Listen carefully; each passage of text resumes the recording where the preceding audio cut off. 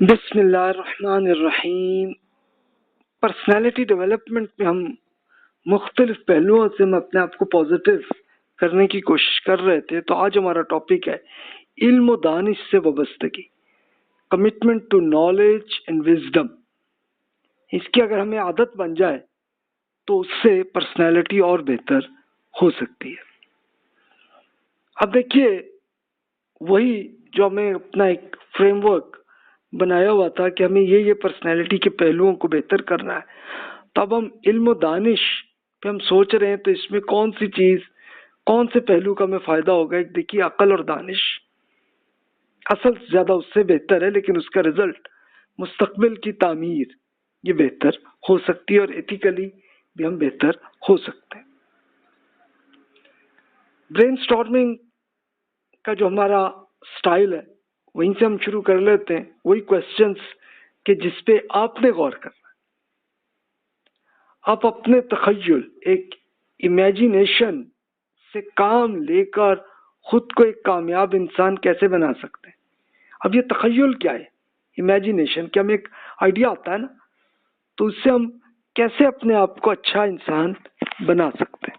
اس کے لیے کچھ پلان، ابھی تک جو لیکچرز آپ سن چکے ہیں وہ آپ سن چکے ہیں، اس کے علاوہ اور بھی بکس آپ نے پڑھی ہوں گی، تو اس سے اب آپ خود ایک اپنے لیے ایک کیسے بہتر سچویشن میں آ سکتے ہیں۔ دوسرا سوال ہے، کیا آپ نے اپنے تخیل کا منفی استعمال کرتے ہیں؟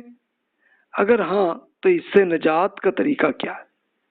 یعنی اب تخیل جو آئیڈیا آتے ہیں نا، وہ اچھے بھی آتے ہیں، برے بھی آتے ہیں، تو اگر برے جو آتے ہیں، منفی آتے ہیں، تو اس سے ہم بچیں کیسے بھی؟ ایک یہ بھی سوال ہے۔ اس کے لیے آپ کیسے بہتر کر سکتے ہیں؟ کیا آپ ہر ماہ ایک نئی کتاب کے لیے وقت نکالتے ہیں؟ اگر نہیں تو اس کی وجہ کیا بھی؟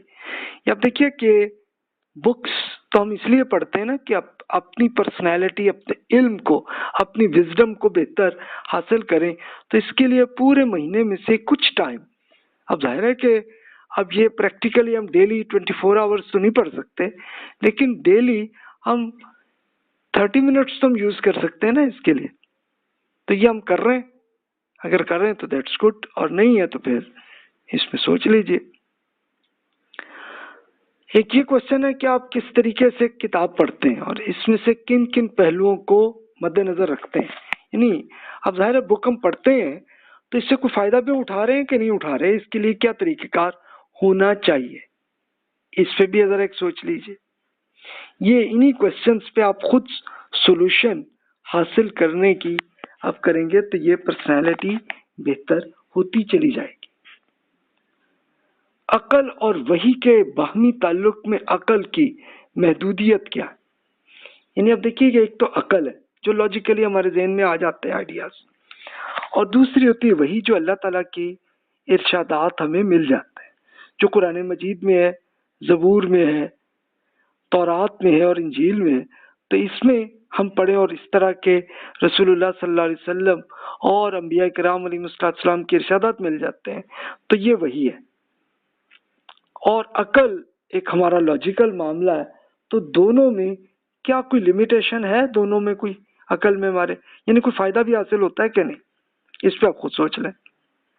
یعنی اس کے لیے میں یہ مشورہ کروں گا کہ قرآن مجید کا مطالعہ کریں اور اس کو لاجیکلی آپ سے سوچ لیجئے تو کیا کوئی فائدہ حاصل ہو رہا ہے اس میں۔ جدید میڈیا جیسے ٹی وی، انٹرنیٹ وغیرہ کو تعلیم و تربیت کے لیے کس طرح سے استعمال کیا جا سکتا ہے، اور کیا ہم کر بھی رہے ہیں کہ نہیں کر رہے؟ یعنی کوئی فائدہ بھی تو ہمیں حاصل ہونا چاہیے۔ اور ساتواں کوشچن ہے کہ معاشرے میں مطالعے کی کم ہوتے ہوئے رجحانات کو روکنے کا کوئی طریقہ ہے؟ یعنی اب دیکھیے کہ اب ہم لوگ یہ کرتے ہیں نا کہ ٹی وی پہ زیادہ ٹائم فوکس کر لیتے ہیں، تو مطلب اس میں کوئی نقصان ہو رہا ہے ہمیں کہ نہیں ہو رہا، یہ بھی سوچ لینا چاہیے۔ آئیے اب ہم اس کی تھوڑی تفصیل میں عرض کرتے ہیں کہ پہلوؤں سے، تاکہ ہم اپنی پرسنالٹی ڈیولپمنٹ ہی ہمارا ٹارگیٹ ہے۔ اب ہم تخیل کی قوت سے ہم بات شروع کرتے ہیں، امیجینیشن اینڈ کریٹیوٹی، یہ بات ہے سلسلہ۔ اب تخیل ہے کیا؟ ایک ذہن میں آئیڈیا آتا ہے तो अब आप जरा एक खुद केस स्टडीज से हम सोचते जाएं तो वो ज्यादा क्लियर होती है। एक आर्टिस्ट की एक तस्वीर होती है। ये एक वाकया था कि एक आर्टिस्ट अच्छी तस्वीर बनाता था, तो उसने एक बार ये एक तस्वीर बनाई थी कि एक मुफलिस लंगड़ा एक शख्स, उसकी उसने एक पिक्चर बनाई थी।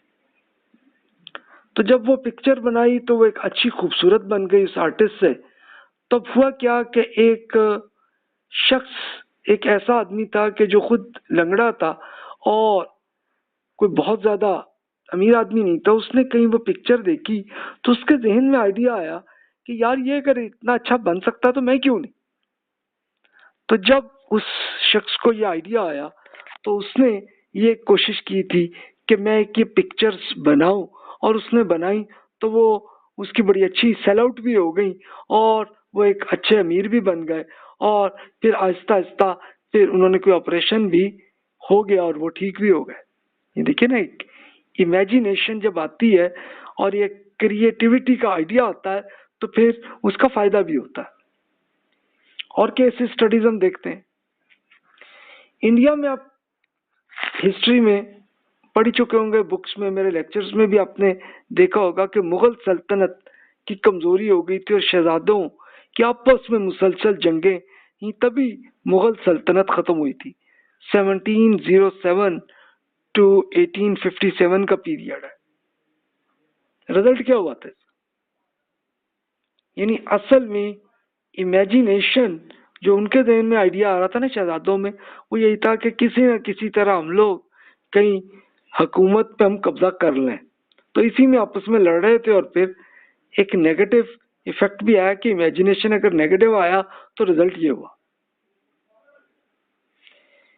इसी पीरियड में एक रियासत अलवर के एक मुलाजिम थे, मिर्जा अब्दुल्ला बेग खान साहब, एम्प्लॉय थे, और एक राजगढ़ इंडिया का इलाका, तो उसमें जहां भाग में वो हुए थे कि ये शहजादों की आपस में जंगें चल रही थी, तो 1802 में वो जहां भाग हुए थे। अब मिर्जा अब्दुल्ला बेग खान साहब जहां भाग हुए थे तो अब वो एक बड़ी क्राइसिस की हालत थी। उनकी फैमिली वहां से आके दिल्ली में आए और सफर इतना क्या और गुर्बत का था। तो एन उसी पीरियड में 1797 में जब अब्दुल्ला बेग खान साहब का बेटा एक पैदा हुआ, असदुल्ला खान उनका बेटा था। अब वो जो बेटे असदुल्ला खान जैसे जैसे बड़े हुए तो इनको शेर गोई का एक ज़ौक उनके अंदर था, एक इमेजिनेशन थी उनके यहाँ। तो 1807 में अब वो हो गए थे 10 साल के लड़के, तो उन्होंने शायरी लिखी और वो शायरी पसंद आ गई। इनका नाम जो असदुल्ला खान साहब थे वो मशहूर हुए मिर्जा गालिब। आप इमेजिन कर सकते हैं कि इमेजिनेशन आई तो उससे फिर रिजल्ट हुआ, और फिर उस जमाने के मुगल बादशाह ने इनको बुला भी लिया और उनको एक जॉब भी मिल गई। और मिर्जा गालिब साहब के ज़माने में आप देखिए कि अब 1857 में दिल्ली में बड़ी वो जंग की हैसियत हुई थी और उस तरह के मामलात थे। और फिर उसके बाद फिर अंग्रेज़ों की हुकूमत बनी थी, तो उन्होंने अब जब इनको देखा तो गालिब साहब को फिर उन्होंने रखा और उनकी शायरी से फ़ायदा वो भी उठाते रहे। यानी उन्होंने खुद को पढ़ने सुनने का नहीं था, बल्कि उन्होंने इसलिए रखा कि चलो यार एक विजडम वाले आदमी है, वहां से हमें एक आइडिया मिलता जाएगा। तो गालिब साहब फिर भी रहे। तो अब देखिए कि जब एक ये क्रिएटिविटी का आइडिया होता है तो इसको फिर अप्रिशिएट किया भी जाता है। डेमलर एक साहब थे, एक पोस्ट कार्ड में उन्होंने एक पिक्चर बनाई थी। ये 1890 के वाकया, 3 कोनों की एक उन्होंने सितारा एक बनाया था 1890 में। अब 11 साल गुजरे, 1901 में उन्होंने इसी बेसिस पे ये एक मर्सिडीज कार बनाई थी जिसकी पिक्चर आपको नजर आ रही। ये उन साहब ने बनाई थी, डेमलर साहब ने। और वही मर्सिडीज फिर होते होते आजकल की क्या सिचुएशन है। एक केस स्टडी और देखिए, बिल गेट्स को देख लीजिए। انہوں نے مائکروسافٹ کارپوریٹ بنا لی تھی انہوں نے 1975 میں، اور اب آپ یہ دیکھیے کہ مائکروسافٹ کی کیسی، اس زمانے کے کمپیوٹرز کیسے تھے، بہت بڑے بڑے تھے، اور آج کل آپ کے یہاں لیپ ٹاپ پر وہاں سے آتے آتے آپ کے موبائل کی شکل بھی آ گئی۔